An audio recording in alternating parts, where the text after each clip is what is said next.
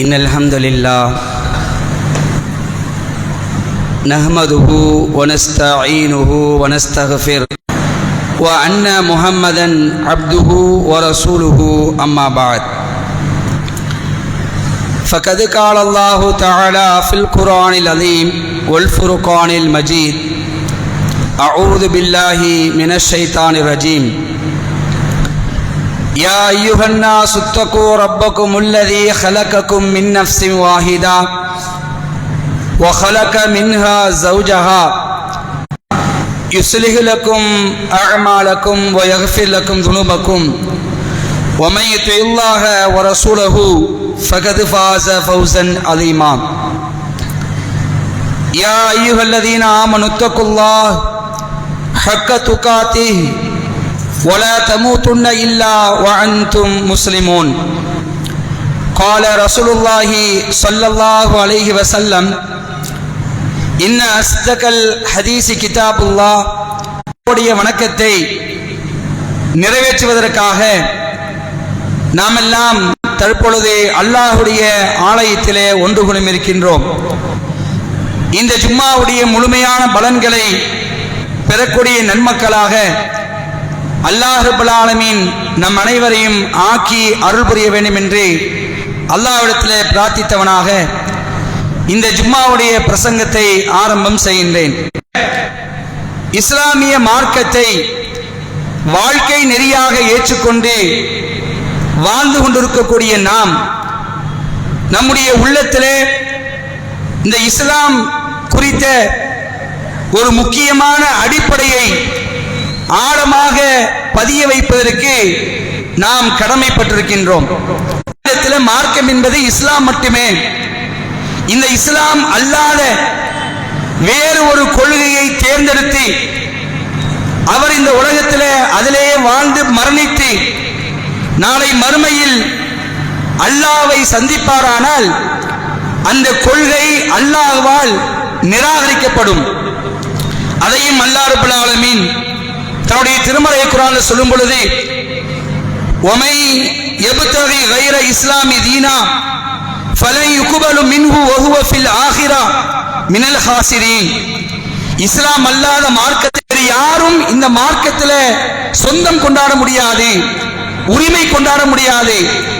அது யாரா இருந்தாலும் சரி, நபிமார்களாக இருந்தாலும் சரி. நபிமார்கள் கூட இந்த மார்க்கத்தில் அவர்களாக சுயமாக ஏதாவது ஒரு சட்டத்தை ஏற்ற முடியுமா என்றால் அது அவர்களுக்கு முடியாது. நீங்கள் இஸ்லாத்தில் முழுமையாக நுழைந்து விடுங்கள், அறகுறையா இருந்துடாதீங்க.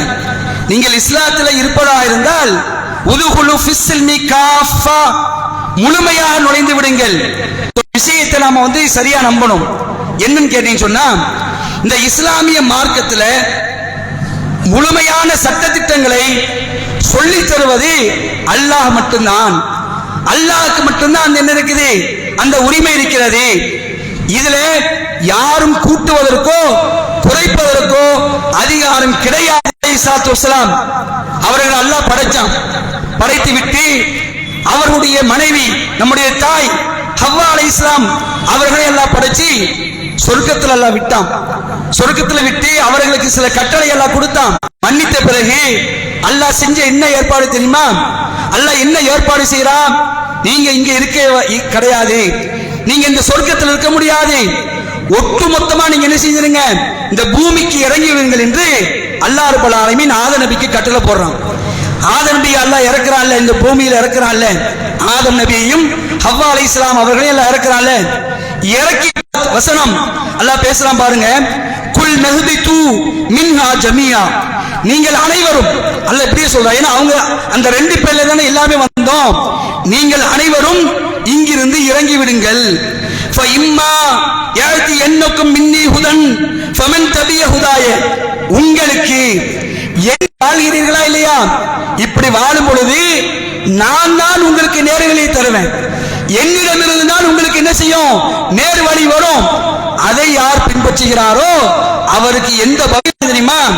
எங்கள் இறைவா, எங்களுக்கு வணக்கம் வழிபாடுகளை நீ காட்டித்தாயா அல்லாஹ், எங்களுடைய வணக்க முறைகளை நீ காட்டித்தாய் அல்லாஹ் என்று இப்ராஹிம் நபி கேட்கிறாங்கன்னா, அப்ப வணக்கங்கள் நபியே, உமது இறைவனிடமிருந்து உமக்கு அறிவிக்கப்படுவதை நீங்கள் பின்பற்றுவீராக. நான் உங்களுக்கு என்ன சொல்றோனோ, என்ன உங்களுக்கு நான் அறிவிக்கிறேனோ அதைத்தான் நீங்கள் பின்பற்ற வேண்டும். நீங்களாக சுயமாக என்ன செய்ய முடியாது, கையில வழியில பாட்டு இந்த இஸ்லாத்தை சொல்லிவிட முடியாது. மின்தூணிஹி அவுலியா கலீலம் மா ததக்கரூன், உங்கள் இறைவனிடமிருந்து எது உங்களுக்கு அருளப்பட்டதோ அதையே நீங்கள் பின்பற்றுங்கள். அவனை என்று அல்லாஹ்வை என்று வேறு பொறுப்பாளர்களை நீங்கள் பின்பற்றாதீர்கள். கலீலம் மா ததக்கரூன், குறைவாகவே நீங்கள் படிப்பினை பெறுகிறீர்கள் என்று அல்லாஹ் ரப்பல் ஆலமீன் இந்த வசனங்களின் மூலமாக நமக்கு என்ன தெளிவுபடுத்துறான்? இஸ்லாம் என்றால், இஸ்லாமிய மார்க்கத்தில் சொல்லக்கூடிய சட்டத்திட்டங்கள் என்றால் அது அல்லாஹ் தான் நமக்கு சொல்லி தருவான். வேறு யாரும் என்ன செய்ய முடியாது, அதுல மூக்க நுழைக்க முடியாது. எந்த அளவுக்கு அல்லாஹ்வுடைய மார்க்கம் என்றால் என்ன, மார்க்கம் என்றால் என்னன்னு பார்க்கும்போது திருமறை குர்ஆனும் நபிகளாருடைய அந்த செய்திகளும் அதுவும் அல்லாஹ்விலிருந்து வந்ததுதான். ஏன்னா ரசூலுல்லாஹ் சுயமாக சொன்னது கிடையாது, அது அல்லாஹ்வே குர்ஆன்ல சொல்லி காட்டுறான். 53வது அத்தியாயம் 33-4 வசனத்துல அல்லாஹ் பேசுறான். ஒமா யன்திகு அனில் ஹவா இன் ஹுவ இல்லா வஸீதா, அவர் சொல்லுகிறார் என்று அல்லாஹ் சொல்லி காட்டுறான். அப்ப அன்புக்குரிய சகோதர சகோதரிகளே, இந்த வசனங்களில் நாம் என்ன பார்க்கிறோம்? மார்க்கம் என்று சொன்னால் அல்லாஹ் சொல்லியிருக்கணும், அல்லாஹ்வுடைய தூதர் சொல்லியிருக்கணும். அல்லாஹ்வும் அல்லாஹ்வுடைய தூதரும் சொல்லாத எதையும் நாம் என்ன செய்யக்கூடாது, மார்க்கமாக ஆக்கக்கூடாது. சில வசனங்களை நீங்க குர்ஆன்ல படிச்சு பார்க்கும் பொழுது எப்படி நாம் வழி தவறுகிறோம், நம்முடைய மனோயிச்சை நாம் பின்பற்றுகிறோம், ஊருக்காக மார்க்கத்தை வளைக்கிறோம், சஹாபாக்களை பின்பற்றுறோம். அதே மாதிரி இன்னொரு இடத்துல பேசுகிறான், 3வது அத்தியாயம் 32வது வசனம், குல் நபியே நீங்கள் சொல்லுங்கள், அத்தீஉல்லாஹ வ ரசூல ஃபஇன் தவல்லௌ ஃபஇன்னல்லாஹ லா யுஹிப்புல் காஃபிரீன், அதையும் மறுமை நாளையும் நம்பிக்கை கொண்டு அல்லாஹ்வை அதிகம் நினைக்கக்கூடிய உங்களுக்கு இந்த தூதர் தான் ரோல் மாடல். இவர் என்ன சொன்னாரோ அதை நீங்க செய்யுங்கள், இவர் எதை உங்களுக்கு தடுத்தாரோ அதிலிருந்து தடுத்துக் கொள்ளுங்கள். இதுதான் மார்க்கம். நான் சொல்லக்கூடியது, இந்த தூதர் சொல்லக்கூடியது, இந்த ரெண்டு தான் மார்க்கம் என்று அல்லாஹ் ரப்பல் ஆலமீன் தெளிவா சொல்றானே. அப்படி இருந்து நாம் எப்படி திசை திருப்பப்படுகிறோம்? ஏராளமான அல்லது நம்முடைய மனோ இச்சை பின்பற்றப்படுகிறதா? திருமணம் என்ன? ரசூலுல்லாஹ் சொல்லி தந்த வழிமுறை, அந்நிக்காஹி மின் சுன்னத்தி, திருமணம் என்னுடைய வழிமுறை, அதை புறக்கணிக்கிற என்ன சேர்ந்தவ இல்லைன்னாங்களே. அப்ப ரசூலுல்லாஹ் சொல்லி தந்தாங்களே, நகம் விட்ட சொல்ல சொல்லித்த மார்க்கம், உடலில் இருக்கக்கூடிய உபரியான ரோமங்களை நீக்க சொல்லி தந்த மார்க்கம், எப்படி மலந்தளம் கழிக்க வேண்டும் என்று சொல்லி தந்த மார்க்கம், தேர்வு செய்யணும், யார் திருமணத்தை முடிச்சு வைக்கணும், யார் வழிவா கொடுக்கணும், பெண்களுக்கு நீங்க எவ்வளவு மகர் கொடுக்கணும், எல்லாம் சொல்லி தரப்பட்டிருக்கு. இன்னைக்கு அத்துணை சட்ட திட்டங்களையும் காற்றில் பறக்க விடக்கூடிய முஸ்லிம்கள் எவ்வளவு பேர்? குறிப்பாக நம்ம ஊரை எடுத்துக்கொள்ளுங்கள். திருமணம் என்று வந்து விட்டால் அல்லாஹ்வை பார்க்கிறோமா, அல்லாஹ்வுடைய தூதரை பார்க்கிறோமா? ரசூலுல்லாஹ் சொன்னாங்களே, திருமணத்துல எந்த திருமணத்துல எளிமை இருக்கிறதோ அந்த திருமணத்துல தான் பரக்கத் இருக்கு என்று சொன்னாங்களே. திருமணம் குறை சொல்ற 4 பேர் இருக்கத்தான் செய்வான். எனக்கு எலும்பு வரல, எனக்கு அந்த கறி வரல, இல்ல உரப்பு இல்ல, என்ன சோத்து ஆக்குறானோ திருப்திப்படுத்த முடியும்னு நினைக்கிறீங்களா? படைத்த ரப்ப மட்டும் தான் திருப்திப்படுத்த முடியும். எப்ப திருப்திப்படுத்த முடியும்? திருமணத்துல அல்லாஹ்வுடைய சட்டத்தை நாம் பேணக்கூடிய நேரத்தில் அல்லாஹ் தருவாங்க. அன்புக்குரியவர்களே, இந்த திருமண விஷயத்துல நாம் ஏராளமான முரண்பாடுகளை, மார்க்கத்துக்கு முரணான காரியங்களை இந்த அரங்கேற்றி வருகிறோமே. அல்லாஹ் எப்படி சொல்றா பாருங்க, எந்த அளவுக்கு சொன்னா 33வது அத்தியாயம் 71வது வசனத்தில் அல்லாஹ் பேசுறான். இஸ்ரிகளுக்கும் ஆமாலுக்கும் வ யக்ஃபிர்லக்கும் துனூபக்கும் வ மய்யுத்தியுல்லாஹ வ ரசூலஹு ஃபகத் ஃபாஸ ஃபௌஸன் அலீமா. அல்லாஹ் உங்கள் செயல்களை உங்களுக்கு சீர்படுத்துவான். அல்லாஹ் என்ன செய்வான்? உங்கள் காரியங்களை உங்களுக்கு லேசாக்குவான். உங்கள் பாவங்களை அல்லாஹ் மன்னிப்பான். யார் அல்லாஹ்வுக்கும் அல்லாஹ்வுடைய தூதருக்கும் கட்டுப்படுகிறாரோ அவர் மகத்தான பெரும் வெற்றி அடைந்து விட்டார். யாருக்கு தான் அல்லாஹ் பாவத்தை மன்னிப்பான்? யாருக்கு தான் அல்லாஹ் காரியங்களை சீராக்குவான்? யார் அல்லாஹ் மன்னிப்பான்? யார் வெற்றி பெற்று விட்டார்? அல்லாஹ்வுக்கும் அல்லாஹ்வுடைய தூதருக்கும் யார் கட்டுப்பட்டு நடக்கிறாரோ அவருக்கு மட்டும்தான். அன்புக்குரியவர்களே, திருமணத்தை இப்படித்தான் முடிக்க வேண்டும் என்று மார்க்க நமக்கு சொல்லி தந்திருக்கு. இதுல சுய விருப்பம் கொள்ளலாமா? ஒரு இடத்துல அல்லாஹ் குர்ஆன்ல சொல்லி காட்டுறான், அல்லாஹ்வும் அல்லாஹ்வுடைய தூதரும் ஒரு விஷயத்தை முடிவு செய்து விட்டால், சொல்லிட்டான் இதுல இப்படிதான் நடக்கும், நல்லா சொல்லிட்டான், முடிவு செய்து விட்டால் தமது அந்த காரியத்தில் சுயமாக முடிவு செய்வது எந்த இறை நம்பிக்கை கொண்ட ஆணுக்கும் எந்த இறை நம்பிக்கை கொண்ட பெண்ணுக்கும் அங்கு தகுதியானது அல்ல. யார் அல்லாஹ்வுக்கும் அல்லாஹ்வுடைய தூதருக்கும் மாறு செய்கிறாரோ அவர் பகிரங்கமான வழிகேட்டில் இருக்கிறார். திருமணம் நீங்க நினைக்க சாதாரண நினைச்சிட்டு போயிடலாம். இல்ல நாங்களாம் இஸ்லாத்துல தான் இருக்கிறோம், 5 வேளை தொழுகிறோம், கரெக்டா ஹஜ்ஜுக்கு போயிடுறோம், தான தர்மங்கள் பண்றோம். ஆனா திருமணம் வந்துட்டா ஊரை பார்ப்போம், உறவை பார்ப்போம், அல்லாஹ்வுடைய தூதரும் சொல்ல விஷயத்தை தள்ளி வச்சிருவோம். எவ்வளவு அனாச்சாரங்கள்!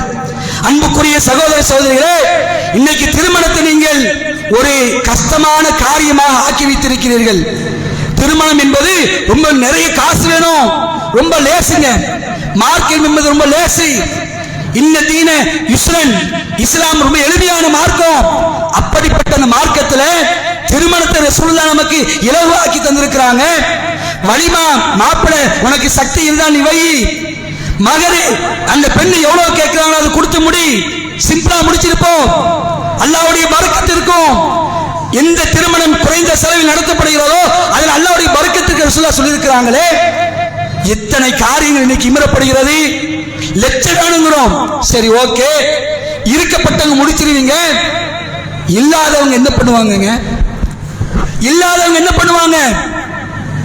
நடுநிலையா இருக்கக்கூடியவங்க, காசு பணம் இல்லாதவர்கள், அவங்கள பிள்ளைய வச்சிருக்கிறாங்க, குமர்களை வச்சிருக்கிறாங்க. 18 வயசு கடக்கிறது, காசு பணம் இல்லைன்னு கல்யாணத்தை வெயிட் பண்ணி வச்சிருக்கிறான். 20 வயசு பெண்ணுக்கு கடக்கிறது, காசு பணம் இல்லைன்னு திருமணத்தை தள்ளி வச்சிருக்கிறான். 25 வயசு வரைக்கும் போகுது, அவர்களுக்கு உணர்வு இல்லையா? ஒன்னே ஆடம்பரமா முடிக்கிறது, இல்லை என்றால் நபி வழிக்கு மாற்றமா முடிக்கிறது. வரதட்சணையை கொடு, வீட்டை கொடு, நான் தான் உன் வீட்டுக்கு வருவேன். எங்கெங்க போயிட்டு இருக்கிறோம்? என்ன நிலை? அல்லாஹ்வுடைய மார்க்கத்தை பின்பற்றுவதற்கு நமக்கு எதுக்கு தடையா இருக்கிறது? ஊரை திருப்திப்படுத்தவா? எவ்வளவு அழகான ஒரு மார்க்கம்! அப்படிப்பட்ட இந்த மார்க்கத்தில் இருந்து கொண்டு இன்னைக்கு திருமணத்தை மிகவும் கஷ்டமாக ஆக்கி வைக்கிறோமே. இதற்கு யார் பதில் சொல்வார்? வரதட்சணையா இருக்கட்டும், பெண்ணு வீட்டு சீரா இருக்கட்டும், ஆடம்பரமா இருக்கட்டும், பெண்ணு வீட்டு சாப்பாடு செய்கிறார்கள். எங்க ஊர்ல வரதட்சணை இல்லை அப்படி நம்ம பேசலாம். திருமணத்தை ஆடம்பரமா முடிக்கிறோமே, கஷ்டமான ஒரு காரியமா ஆக்கி வச்சிருக்கிறோமே. இல்லாதப்பட்ட எங்க போவான்? பிச்சை எடுக்க சொல்றீங்களா? அது கூட எடுக்கிறாங்க, அது கூட சில பேர் கொடுக்கிறாங்க. குமருக்கு என்று சில பேர் கொடுக்கிறாங்க, அது தப்பில்லை நினைக்கிறாங்க. குமருக்கு தானே பரக்கத்தா இருக்கும், அல்லாஹ் அபிவிருத்தி செய்வான், அவர்களுக்கு அல்லாஹ் இந்த கேட்டை உண்டு பண்ண மாட்டான். இதை விளங்கணும். இதான் அடிப்படைங்க. முதல்ல இஸ்லாம் என்றால் அல்லாஹ் சொன்னது, அல்லாஹ்வுடைய தூதர் சொன்னது, அல்லாஹ்வுடைய தூதர் சொன்னது மட்டும்தான் மார்க்கம். அது அல்லாம எங்க வாப்பா சொன்னது. சில நேரத்தில் பார்க்கலாம், மாலை போடுவோம், மாலை போடுவாங்களே, மாலை போடக்கூடாது, அதெல்லாம் வீண் விதத்தை சேர்ந்துடும், அதெல்லாம் கலாச்சாரமே கிடையாது. இவர் ஏகத்து கொலையில் இருப்பான். அப்ப வாப்பா அப்படி சொல்லுவாரு, மாலையை போட்டுக்கடா, இதுல என்னடா இருக்குது, ஜம்முன்னு தெரியணுமே, பூ வைக்கக்கூடிய ஃபங்க்ஷன் நடத்துறோமே, அந்த செப்பு ஃபங்க்ஷன் வைக்கிறோமே, இதெல்லாம் வீண் வரையும், தூக்கி போடுங்க. அல்லாஹ்வுடைய தூதர் திருமணத்தை எளிமையா முடிக்க சொல்லியிருக்கிறாங்க. இதில் தான் எனக்கு அல்லாஹ்வுடைய பரக்கத்திற்கு என்று சொல்லி மார்க்கத்துக்குள்ள முக்கியம் கொடுக்கணும். இல்ல போட்டோம், மாலையை போட்டு அட்ஜஸ்ட் பண்ணிக்கலாம், அப்படி போயிடலாமா? இதான் வகி. யாருடைய திருப்தியை பெற பார்க்கிறோம்? அல்லாஹ்வுடைய திருப்தி வேணாமா? அல்லாஹ் குர்ஆன்ல சொல்றானே, நீங்கள் என்னை நேசிப்பதாக இருந்தால் இந்த தூதரை நீங்கள் பின்பற்றுங்கள், நான் உங்களை நேசிப்பேன். அல்லாஹ்வுடைய நேசம் தான் நமக்கு பெருசு. அல்லாஹ் தான் நம்மளை பொருந்தணும். அல்லாஹ்வுடைய பொருத்தம் தான் நாளை மறுமை நமக்கு வெற்றியை தரும், வேறு எதுவுமே வெற்றியை தராது. அப்ப அல்லாஹ்வுடைய திருப்தியை நாம நடைமுறைப்படுத்தக்கூடிய நன்மக்களாக இருக்க வேண்டும் என்று இந்த தருணத்திலே உங்களிடத்தில் கேட்டுக்கொள்கிறேன். அல்லாஹ் ரப்பல் ஆலமீன் அப்படிப்பட்ட நன்மக்களாக நம் அனைவரையும் ஆக்கி அருள் புரிவானாக என்று அல்லாஹ்விடத்தில் பிரார்த்தித்தவராக முதல் உரையை முடித்துக் கொள்கின்றேன்.